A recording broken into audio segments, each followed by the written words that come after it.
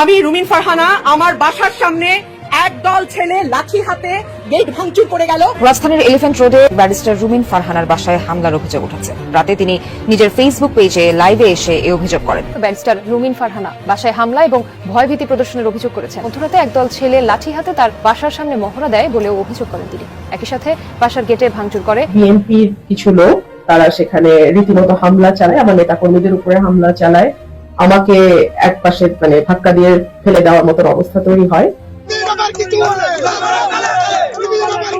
Barrister রুমিন ফারহানা গ্রেফতার করেছে ঢাকা মহানগর গোয়েন্দা পুলিশ। কেউ কেউ বর্ডার পার হয়ে রক্ষা পেয়েছেন, আপনারা কোন বর্ডার পার হবেন চিন্তা করে দেখেন। এটা কি শুধুমাত্র একটা সরকার পরিবর্তনের আন্দোলন ছিল? এটা কি শুধুমাত্র এক দল লুটেরার পরিবর্তে আরেক দল লুটেরা এসে দেশটাকে খাবে সেই জন্য ছিল? বর্তমান বিএনপি নেতৃত্বের সাথে আমার কিছুটা দূরত্ব আছে এবং যেভাবে দলটি চলছে এ ব্যাপারে আমার অনেক রিজার্ভেশন ছিল, সেইভাবে এখানে হয় না। এখানে উপর থেকে চাপিয়ে দেওয়া হয় যে অমুক। উপর বলতে কি এখানে আপনি জনাব তারেক রহমানের কথা বলছেন? জনাব তারেক রহমানের কথা বলছেন না মির্জা ফখরুল ইসলাম আলমগীর বা স্ট্যান্ডিং কমিটি মেম্বার? না, আরো উপরে শীর্ষ নেতৃত্বের কথাই বলছি। জনাব তারেক রহমানের কথা বলছেন। উনি ফিরবেন, ফিরতেই হবে ওনাকে। বাঘিনীকে খেপিয়ে এবার চরম বিপদে প্রধানমন্ত্রী তারেক রহমান। টকশো থেকে শুরু করে রাজনীতির মাঠ সবখানেই প্রধানমন্ত্রীকে রীতিমতো ধুয়ে দিচ্ছেন ব্যারিস্টার রুমিন। সম্মানিত দর্শক, রুমিন ফারহানার বাড়িতে হামলা, তার বাড়িতে ভাঙচুর এবং তার বাড়িতে আগুন জ্বালিয়ে দিয়েছেন। দর্শক, ইতিমধ্যে কিন্তু আপনারা জানেন রুমিন ফারহানা সাবেক প্রধানমন্ত্রী শেখ হাসিনার পক্ষ নিয়ে মন্তব্য করেছিলেন এবং সাবেক প্রধানমন্ত্রী শেখ হাসিনাকে বাংলাদেশে ফিরিয়ে আনবেন এবং আবারও বাংলাদেশে ফিরে আসবেন শেখ হাসিনা, এরকম কিছু মন্তব্য করাই এবার তার বাড়িতে হামলা করেছেন বিএনপি, জামাত, এনসিপি নেতাকর্মীরা এবং তাকে গ্রেপ্তারের নির্দেশও দেওয়া হয়েছে। দর্শক, রুমিন ফারহানার এই বক্তব্যকে কেন্দ্র করে তোলপাড় সৃষ্টি হয়েছে পুরো বাংলাদেশে এবং তার বাড়িতে যে হামলা ভাঙচুর হয়েছে আজকের এই ভিডিওর মাধ্যমে আপনাদেরকে বিস্তারিত দেখাবো। তাই ভিডিওটি ধৈর্য সহকারে দেখবেন। চ্যানেলে নতুন হয়ে থাকলে সাবস্ক্রাইব করে রাখবেন পরবর্তী ভিডিওর জন্য। লাইক করে দেখতে থাকুন সম্পূর্ণ ভিডিওটি। ফিরবেন, ফিরতেই হবে ওনাকে। বাঘিনীকে খেপিয়ে এবার চরম বিপদে প্রধানমন্ত্রী তারেক রহমান। টকশো থেকে শুরু করে রাজনীতির মাঠ সবখানেই প্রধানমন্ত্রীকে রীতিমতো ধুয়ে দিচ্ছেন ব্যারিস্টার রুমিন ফারহানা। 17 বছর দলের জন্য নিজের সবটুকু দেওয়ার পরেও ঘাড় ধাক্কা দিয়ে বের করে দেওয়ার অপমান তিনি যে ভুলে যাননি তা এখন হাড়ে হাড়ে টের পাচ্ছে তারেক রহমান। তবে কি অপমানের চরম বদলা নিতেই এবার সরাসরি শেখ হাসিনার সাথে হাত মিলিয়েছেন এই তুখোর ব্যারিস্টার? রাজনীতির পাড়ায় এখন একটাই কানাঘুষা, হাসিনাকে আবার দেশের মাটিতে ফিরিয়ে এনে তারেক রহমানের গদি উল্টে দেওয়ার মাস্টার প্ল্যান নিয়ে মাঠে নেমেছেন রুমিন ফারহানা। টকশোতে বসে তার একের পর এক বোমা ফাটানো বক্তব্য শুনে রীতিমতো কাঁপছে খোদ প্রধানমন্ত্রীর চেয়ার। রুমিন ফারহানার মতো একজন বুদ্ধিমতীকে ছুঁড়ে ফেলে প্রধানমন্ত্রী যে কত বড় ভুল করেছেন তা এখন সবার সামনে পরিষ্কার। বাঘিনীর এই চরম প্রতিশোধে কি তবে সত্যি সত্যি পতন হতে যাচ্ছে তারেক রহমানের? এই চরম ক্ষোভ বদলা নেওয়ার ইচ্ছা কিন্তু একদিনে তৈরি হয়নি। এর পেছনে রয়েছে অনেক বড় বঞ্চনার গল্প। দীর্ঘ 17 বছর ধরে বিএনপির জন্য রাজপথে টিয়ার গ্যাস হজম করেছেন রুমিন ফারহানা। দলের যে কোনো বিপদে আপদে তিনি সবসময় বড় ঢাল হয়ে সবার সামনে দাঁড়িয়েছেন।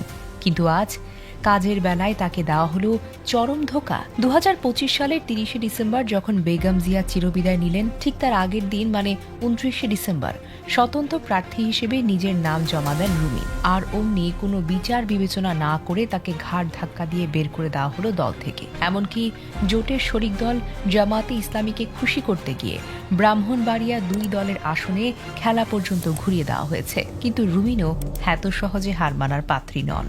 তিনি হাস প্রতীক নিয়ে আটঘাট বেঁধে নেমে পড়লেন ভোটের মাঠে। 2026 সালে জাতীয় নির্বাচনে ভোটের হেভিওয়েট প্রার্থী মাওলানা জুনায়েদ আল হাবিবকে 38,000-এরও বেশি ভোটের ব্যবধানে হারিয়ে মাটিতে আছড়ে মারেন রুমিন ফারহানা। তিনি একাই বাগিয়ে নেন 1,18,547টির বেশি ভোট।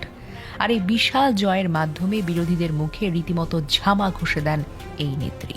এরপর বিজয়ী হয়ে এলাকায় ফুল দিতে গেলে কিংবা শহীদ মিনারে শ্রদ্ধা নিবেদন করতে গেলে রুমিনের ফুল ছিঁড়ে নিল বিএনপির কিছু ছোটখাটো নেতা। এত ক্ষিপ্ত হয়ে সোশ্যাল মিডিয়ার রাজপথে ছোট নেতাদের কড়া কথা শুনিয়ে দাঁত ভাঙা জবাব দিলেন তিনি। বুঝিয়ে দেন কারো গোলামি করতে তিনি রাজনীতিতে আসেননি। তারেক সাহেবকে এমন হাজারো জব্বর শিক্ষা দিয়ে তিনি প্রমাণ করেছেন তিনি কারো দয়ার পাত্রী নন। নির্বাচনে সেই বিরাট ধাক্কার পর রুমিনের রাগ যেন এখন আরও 10 গুণ বেড়ে গিয়েছে। যে নেত্রী এতদিন বিএনপির হয়ে গলা ফাটাতেন, তিনি এখন পুরোপুরি 180 ডিগ্রি উল্টে গিয়ে তারেক সরকারের ঘুম হারাম করে দিয়েছেন। ইদানিং দেশি বিদেশি বিভিন্ন টকশোতে বসে সরকারের একের পর এক হাড়ি ভাঙছেন এই আইনজীবী। বাক স্বাধীনতার কথা তুলে ধরে সোজা আঙুল তুলছেন খোদ প্রধানমন্ত্রীর দিকে। কথায় কথায় তারেক সরকারকে নাকানি চুবানি খাওয়াচ্ছেন তিনি। রুমিনের সাফ কথা, একসময় লন্ডনে বসে তারেক রহমানের বক্তব্য প্রচার উনি ফিরতেই হবে ওনাকে। আপারে 4 অগস্ট 2024 বিএনপিরও মুরত ছিল না। এত ভয় কেন সরকারে, যদি আওয়ামী লীগ কোথাও নাই থাকে? শেখ হাসিনা ফিরবেন, তাকে ফিরতেই হবে, নিজের জন্য, আওয়ামী লীগের জন্য এবং তার দলের কোটি কোটি নেতাকর্মীর জন্য হলেও ফিরবেন। বর্তমানে ভারতে অবস্থানরত সাবেক প্রধানমন্ত্রী ও আওয়ামী লীগ সভাপতি শেখ হাসিনার দেশে ফেরার ঘোষণায় যখন দেশ জুড়ে তোলপাড়, ঠিক তখনই তার দেশে ফেরা নিয়ে এমনই মন্তব্য করেছেন সাবেক বিএনপি নেত্রী ও ব্রাহ্মণবাড়িয়া 2 আসনের এমপি ব্যারিস্টার রুমিন ফারহানা। রুমিন বলেন, রাজনীতির কারণেই শেখ হাসিনা তার পুরো পরিবারকে হারিয়েছেন। রাজনীতিতে তার পরিবারের একটা দীর্ঘ ইতিহাস আছে এবং অনেক ত্যাগের মধ্য দিয়ে তার পরিবারকে যেতে হয়েছে। সন্তানদের চেয়ে শেখ হাসিনার আরো বৃহৎ পরিবার হলো তার দল এবং আওয়ামী লীগের কোটি কোটি নেতাকর্মী। 75-এর পর একেবারে ভেঙে চলে যাওয়া দলটির হাল ধরে 1981 থেকে 2026 টানা 46 বছর শেখ হাসিনা আওয়ামী লীগের দলীয় প্রধান হিসেবে রাজনীতির মাঠে, সংসদে এবং বিরোধী দলে থেকে লড়াই করেছেন। তিনি যদি দেশে না আসেন তবে আওয়ামী লীগের এক কোটি কোটি নেতাকর্মী, ভোটার বা সমর্থকদের কি হবে? তাছাড়া বিদেশের মাটিতে যদি তিনি মৃত্যুবরণ করেন তাহলে সেটা আওয়ামী লীগের কফিনে ঠোকা শেষ পেরেকের মতো হবে। উনি ফিরতেই হবে ওনাকে। ওনার পরিবারের একটা দীর্ঘ ইতিহাস আছে রাজনীতির এবং একটা দীর্ঘ ত্যাগের মধ্যে দিয়ে তার পরিবারকে যেতে হয়েছে। ইনফ্যাক্ট তিনি তার পুরো পরিবারকে হারিয়েছেন এই রাজনীতির কারণেই। তার পরিবারের সঙ্গে তার আরো বৃহৎ পরিবার তার দল, যে দলটিকে একেবারে ভেঙে চুরে যাওয়া অবস্থায় 75 থেকে 80 তিনি 81 সালে ফিরে এসে হাল ধরেছিলেন। সো এই কোটি কোটি নেতাকর্মী, সমর্থক, ভোটার, যারা ভোটার ধরেন, নেতাকর্মী বাদ দিলেন, হ্যাঁ, সাধারণ মানুষ, তাদের কি হবে? বিদেশের মাটিতে যদি ওনার মৃত্যু হয়, that is the end of the story.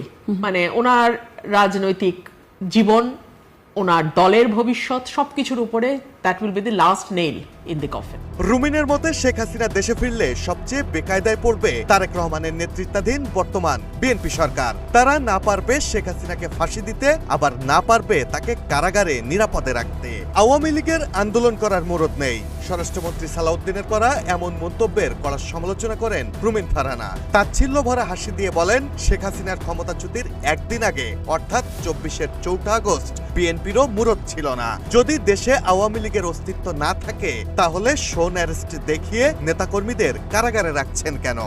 5 জনের ঝটিকা মিছিলে 500 জনের বিরুদ্ধে মামলা হচ্ছে? প্রশ্ন তোলেন রুমিন ফারহানা।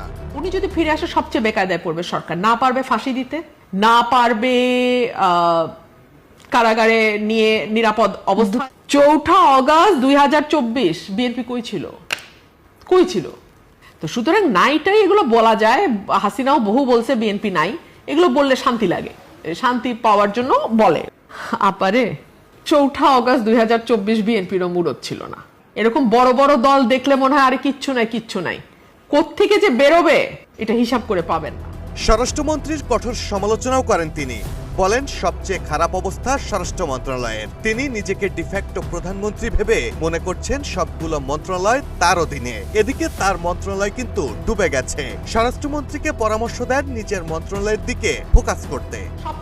সম্মানিত দর্শক, আশা করি সকলে পুরো ভিডিওটি দেখলেন। এই ভিডিও সম্পর্কে অবশ্যই আপনাদের মতামত ভিডিওর কমেন্ট বক্সে লিখে জানাবেন। দর্শক, এই ধরনের প্রতিনিয়ত আপডেট ভিডিওগুলো সবার আগে পেতে অবশ্যই চ্যানেলটিকে সাবস্ক্রাইব করে পাশে থাকা বেল বাটনটি অন করে রাখবেন পরবর্তী ভিডিওগুলো সবার আগে পাওয়ার জন্য। আজকের মতো ভিডিওটা এখানে শেষ করলাম। দেখা হচ্ছে পরবর্তী ভিডিওতে। সেই পর্যন্ত ভালো থাকবেন, সুস্থ থাকবেন এই কামনা করে বিদায় নিলাম। আসসালামু আলাইকুম ওয়া রাহমাতুল্লাহ।